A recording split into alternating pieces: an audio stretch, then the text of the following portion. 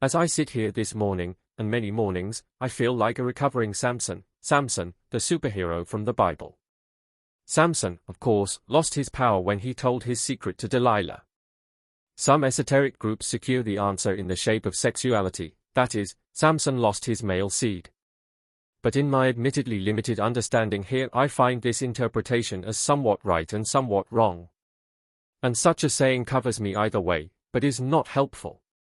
I am not convinced that a physical fluid that reaches the brain allows enlightenment. And how can one have enlightenment without the great dynamic of righteousness? And to dismiss righteousness, and its need, is darkness of thought.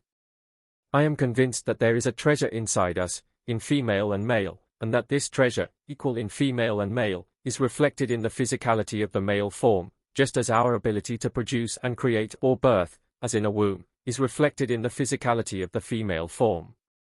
Now this treasure, reflected as though in the pelvis, can reach up to fullness and cause spiritual expansiveness, but this has to do with the mind of the brain and not physical sexualness. It may be useful to understand this as psychological sexualness. When we feel our exquisite self, and its feeling, with self-awareness, this feeling does indeed touch who we are and its feelings, and this reaches and does touch our sense of sexuality by way of feeling the energies of masculinity or femininity.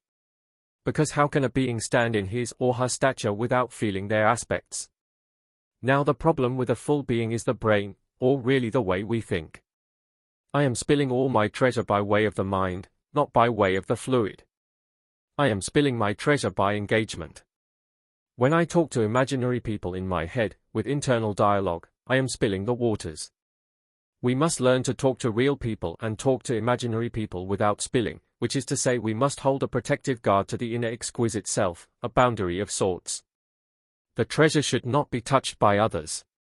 In this sense, we must learn to be one, a oneness of self, even as we are friendly to others. Let us learn not to give ourselves up to scenarios in our mind, issues which we want to resolve in our mind. That is why I had said elsewhere, the king does not talk to anyone, and also, the invisible person rules the world.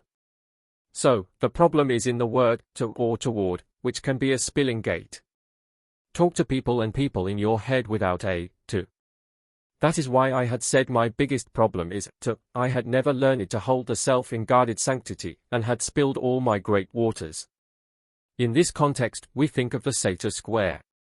I am not going to make too much of it, because, for the most part, it is a word puzzle that got out of hand in the Middle Ages, or whenever, and we should not make more of it than maybe an idea or two. Now Samson, before he fell, killed a lion, and ate honey from its carcass, and gave this riddle to humanity, out of the eater came something to eat, and out of the strong came something sweet.